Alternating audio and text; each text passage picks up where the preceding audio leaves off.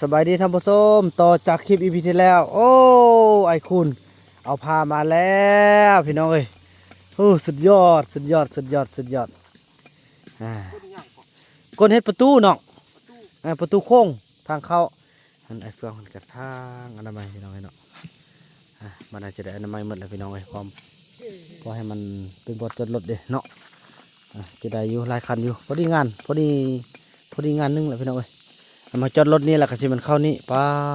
พุดออกไปบานพุดไปส่งแล้วก็เข้างานบัดขึ้นก็ขึ้นมาทางนี้พี่น้องไอ้เนาะ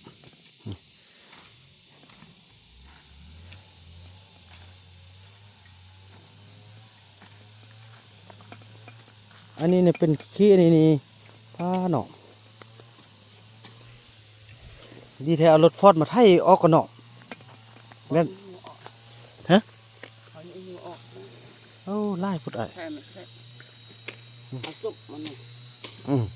นี่ไอ้เก็บตัวนี้ออกเลยยันรถขึ้นมาแล้วมันกล้ำมันนะตัวนี้กล้ำมันนะคมละทึงเลยนะเนี่ย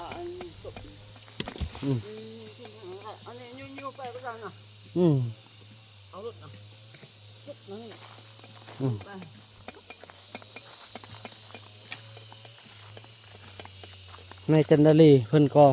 ให้ข้อเสนอมาเนาะเพิ่นจะช่วยหลังจากช่วยงานแล้วเพิ่นจะช่วยดูทางไตพุ่นพี่น้องเอ้ยเนาะถ้าเป็นอันบ่อนปุกห่อย่อเฮือนให้พี่น้องในต่อไปพี่น้องเนาะว่าเรื่องโฮมสเตย์เนาะพูดไปพุ่นแหละพี่น้องเอ้ยเจ็บขาดึงจักมือเสานี่พี่น้องเอ้ยโอ้ไอคุณก็มีไอนู่นก็มีโทรศัพท์ไอส่งก็มีโทรศัพท์ลิ้นแล้วขอบใจทางพี่วีเนาะที่เป็นผู้สนับสนุนซื้อให้ส่วนไอคำน้อยนั่นก็มีท่านแม่ฟังไทยเพิ่นซื้อให้เท่านึงแล้วแต่เพิ่นก็ไปอยู่ป้าเพิ่นก็นี่ไปป้าตอนนั้นแล้วก็เฮ็ดโพดก็ถือว่าเบิ่งตอนต่อไปเนาะเลี้ยงเป็ดเลี้ยงไก่ค่ายซะบ่ต้องตอนอื่นดอกบ่เฮาก็บ่มั่นคงเด้เลี้ยงเป็ดเลี้ยงไก่ค่ายเอาแต่ว่าไก่นี่แม่เจียวบอนแล้วก็เป็ดท่านก็มีทางแม่จันดาลีเพิ่นสิช่วยบ่เพิ่นสิสูงๆให้บ่มีไก่แด้มีเป็ดแด้2อันเลยอะไรค่ายแล้วก็ได้ซื้อโทรศัพท์ให้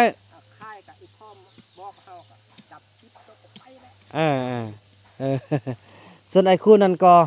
มีแล้วเนาะไอ้คุณเนาะนี่แหละไอ้คุณโอ้เงินค่ายมันต้นได้พี่น้องเอ้ยขอไอ้คุณเฮ้กระทางมันเลยเด้อน้องเด้ออันนี้บนรถเขาสิบนรถเจ้านายสิมาจอดอันนี้นะไอ้เฟื่องเพิ่นคือสิโบเข้าใจหรอกในสิ่งที่บ่าวนำพาเฮ็ดให้พอเพิ่นมากับบ่เห็นทางกระเทิงมาจากเทื่อมามื้อนั้นเพิ่นก็มีเวียกพาพวันไปปัวเนาะมาครั้งนี้แหละเพิ่นสิหัวบ่าวนำเฮ็ดแท้ทำจริงเนาะแล้วก็อยู่ในเพิ่นเอิ้นหยังอยู่ในคณะประจำเนาะอยู่ในคณะที่ว่า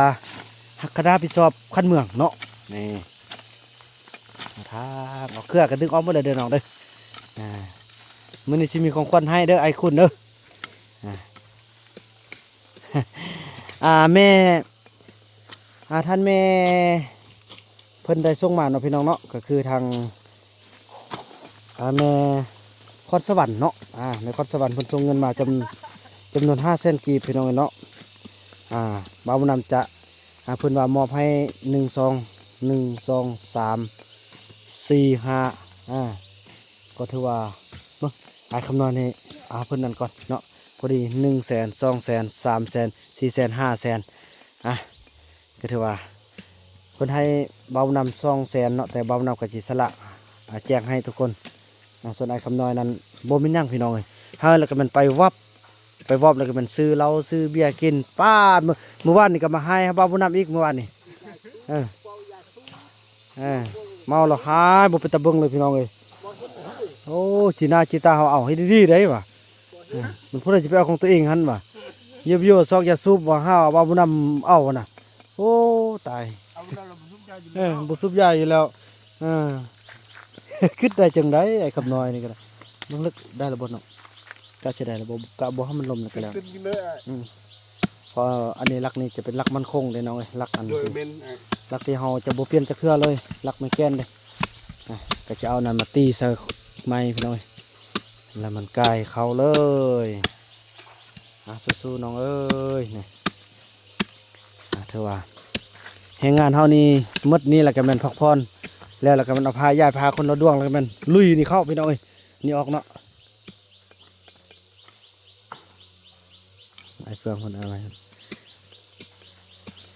พาทุกคนเฮามาดิเอาพาแล้วก็ช่วยกันทางนี่บอกเนาะมื้อนี้จะพูดละแสนเด้อผู้ใดเฮ็ดเวียนไอ้ให้พูดละแสนแล้วไอ้คำน้อยนี่อยากกินหยังอยากได้โทรศัพท์สั่นเก็บไว้ซื้อโทรศัพท์ให้เด้อพอบ่มีหยังนู่นเขาให้แล้วมันสิไปซื้อเหล้าซื้อเสียดายเขานี่บ่เอาและซื้อเหล้าซื้อแย่มันบ่ฮุกกักหูเว้าเนาะไอ้นู่นคือไอ้คำอันบุญรอดแต่ว่าแล้วมันนี่เด้ออันสั่นเก็บไว้ซื้อโทรศัพท์เนาะโทรศัพท์แรกก็ซื้อเอาซีดีแดโอ้ยได้ซีดีแบบเขาอีติ๊กนะคืออีติ๊กหันโอ้คันตัวเองเป็นตัวเองแล้วก็ค่อยว่ากันคันให้คือไอ้น้ำหมู่บ้านนี่บ่ได้อีกแล้วได้นั่นแล้วก็ฟันหันฟัน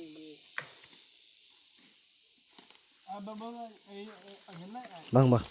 จะได้ขัดกะเบิ่งประตูโค้งก่อนพี่น้องเอ้ยเพราะอันนี้เป็นหอจับบ่ได้เปลี่ยนเด้พี่น้องเอ้ยเธอตายตัวตลอดไปเด้นี่นะเนาะ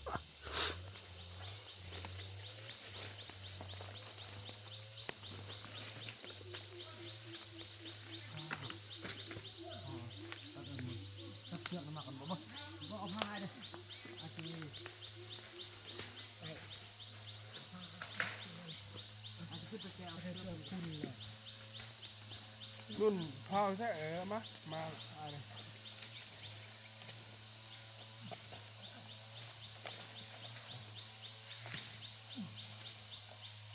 ได้ได้บอก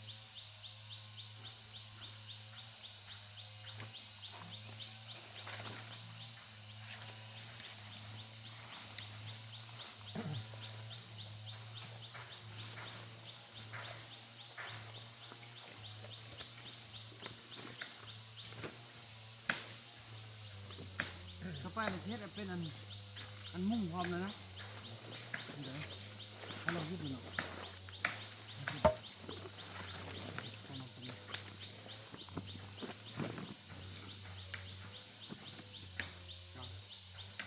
ประมาณนี้เนาะว่าห่อน้องยับลงตัวนึงเนาะน้องรับตัวเราตัวเนาะอันนั้นเนาะปะตื้อจะแทบมันกันเลยเราจะพดประมาณ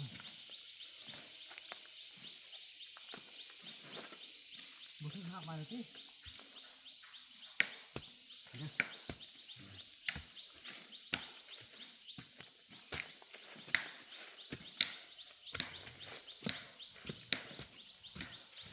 ลมหุ่นเป็นนี้ดีกว่า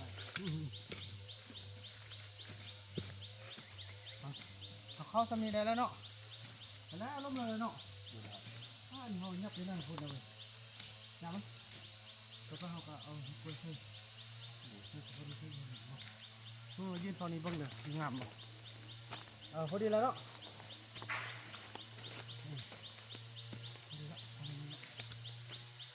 อันนี้เขามันนี่คือเลยไม่นี่เนาะใช่แต่ตัวเราพอดีแล้ว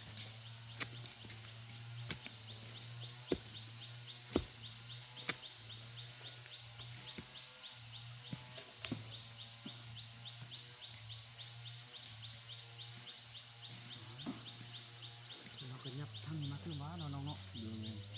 ตอนเขายังยับได้มัน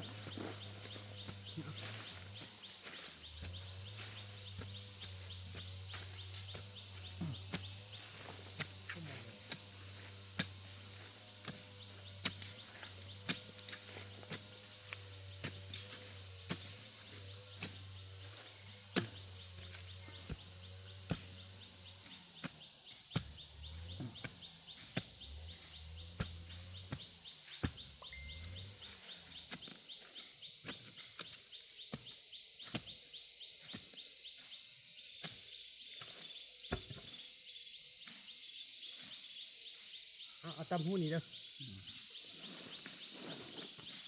หันออกเป็นไงพอดีละ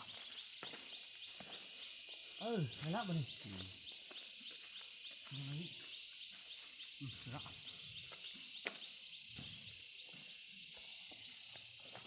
ตัวนี้ยาวเขาได้สักเม็ด2 เม็ด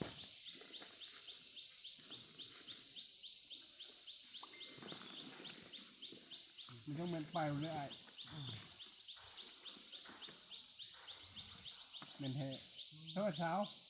ต้นมะพร้าวหาเศษเห็ดครอบขึ้นดีๆบ่นี่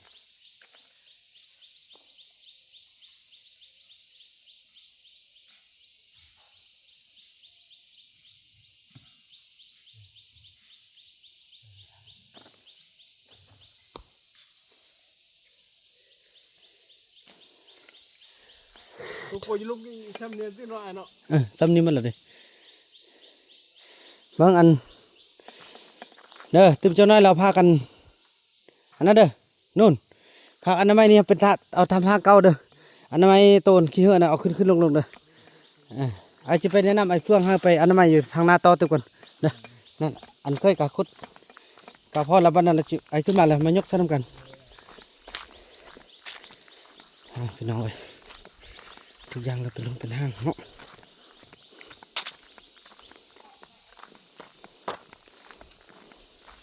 อันนี้ก็จะเป็นอนามัยเส้นทาง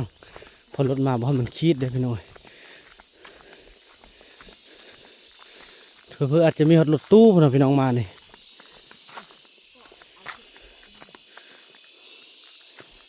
เบิ่งอันนั้นบ่ายเบิ่งน้องสิไปเอารถขึ้นมาแล้วขี่มาฮอดจอดแล้วก็อยู่หลังรถนั่นเลยตัดเลย เอาใบยาวใบอันนี้ยาว อันนี้เครือมุ้ยเด้นี่น่ะเป็นหญ้าเด้นี่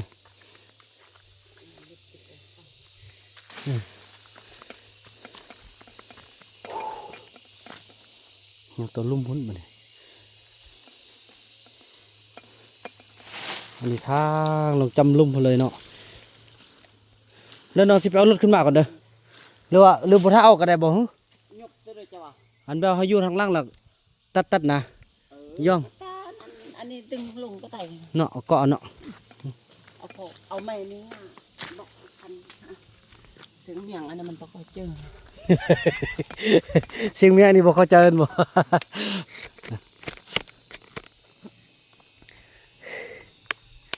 นี่เริ่มงามแล้วเลยเออเนาะอันนี้นี่อันนี้ทางแคมขามดอันนี้นะกลางกับทางเลยเนี่ยทางเลยมันสะอาด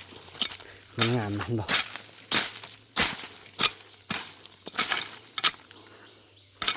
แคมเนี่ยกระทางทางกลางกระทางนี่กระทางนะ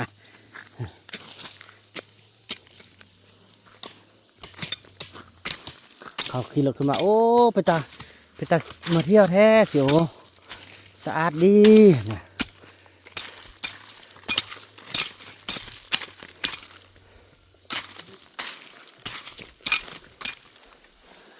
ดีใจที่บ่เป็นทางมืนเพิ่นเอาเป็นทางหินเนาะจะบ่ได้ใส่อันบ่จะเป็นต้องเทเปตรงยามฝนก็มาได้ยามแรงก็มาได้พี่น้องเอ้ยถือว่าพื้นที่นี้ถูกต้องสุดยอดเลยพี่น้องเอ้ย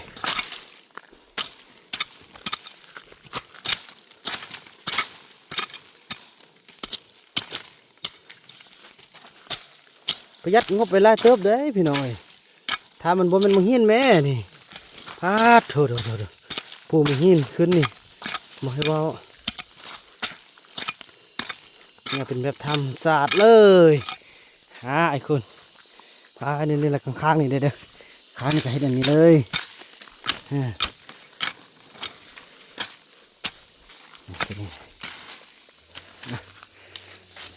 อันเครือนี่เขาลกเลยเนาะแบบนี้คันบ่ลกแล้วมันออกตึมน้องทางนี่ไอจะไปบอกไอ้เฟื่องไปทางคนเด้อแล้วอันเครือมุ้ยนี่เนี่ยเครือมุ้ยนี่ครับบ่จะเป็นตอกนั่นก็ได้จงไว้เพราะในต้นหน้าคันมันยาวเราเฮ็ดคำแล้วมันเฮ็ดมากมันจะยอดลงก็เครือมุ้ยนี่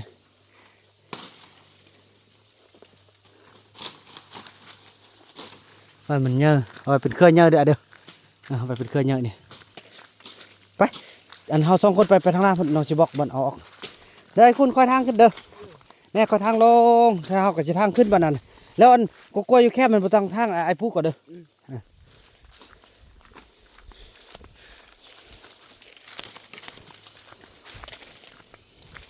อันนี้เก็บที่หมดไอ้ไม่ไปนี่นะไม่มันเอาขึ้นหมดเกาะรถกันเลยโถรถโมเมนต์รถทึกๆเด้มาแต่ละคันนี่รถปาลาโดรถฟอร์จูเนอร์พุ่นเด้สิขึ้นมานี่โอ้อันนี้กระทั่งได้ละเด้เนาะ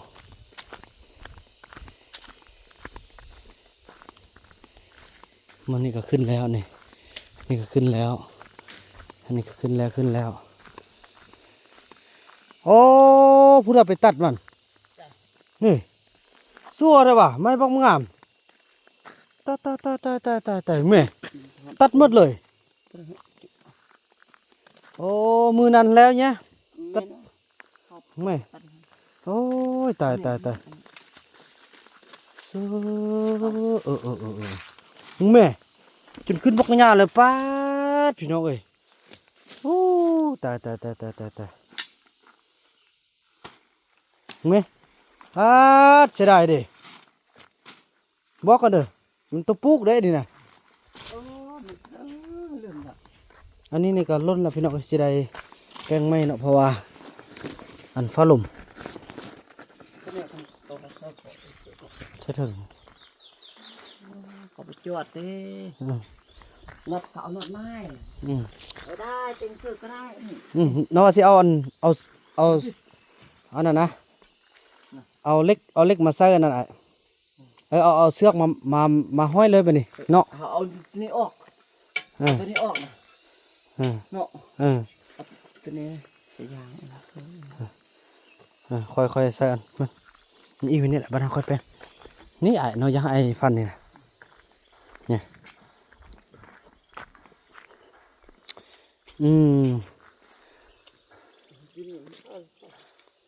เลือกบัวฟันวะฟันมันคือว่าหกนะฟันบ่ฮึเบิ่ง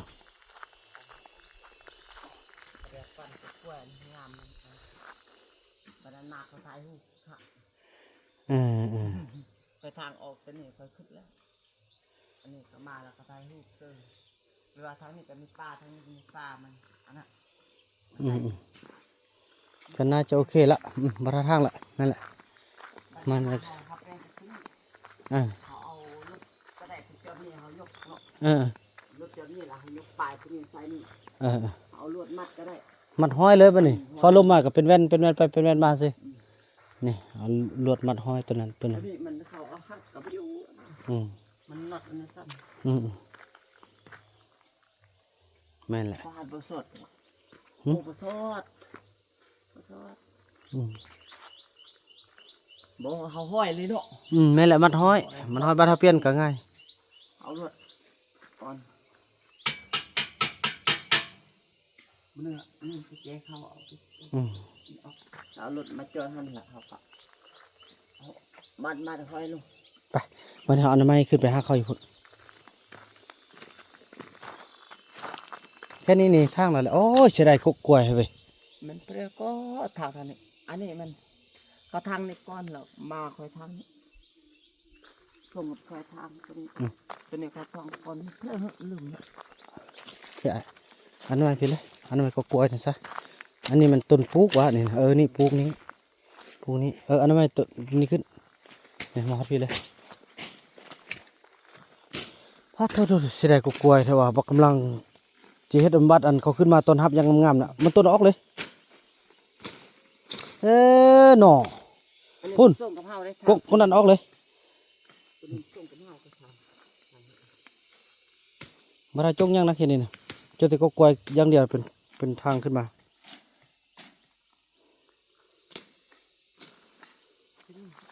อันนี้ก็กล้วยก็นี่ออกเลยอ่ะแค่นี้เราจะจงแตนนั่นอย่างเดียวเลยต่อไปก็จะมีกงฮ้อเนี่ยมันจะเป็นต้นใหญ่เนี่ยเราจะได้เลือกจงไม้ไว้เนี่ยกงฮ้อนก็ใหญ่เด้เนาะตัวนั้นเนาะก็ออกเลย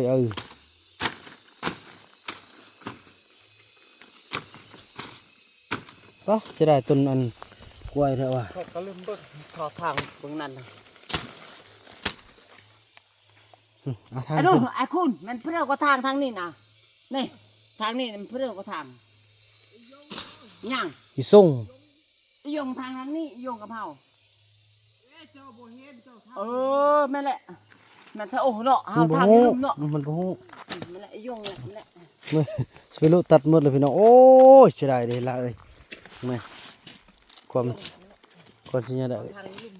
ยามมันต่อไปแล้วบ่เขาก็บ่ฮู้จังซี่แหละมาใหม่ บอกมันเลยเฮาขึ้นทางเฮาทางนี่ต้อง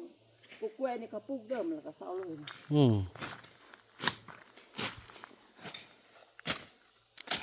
ถือว่านั่นแหละพี่น้องเนาะถือว่าเบาน้ำก็จะได้เบิ่งกันอนามัยให้มันเป็นระบบระเบียบเนาะไอ้คูนก็ทำมาทางนี้อันนี้ก็ทางทำสะอาดทางนี้เนาะแล้วค่อยแปลงอันนั้นฮะแล้วพบกันใหม่ในคลิปต่อไปพี่น้องไอ้คลิปนี้เบาน้ำขออนุญาตกล่าวคำว่าสบายดี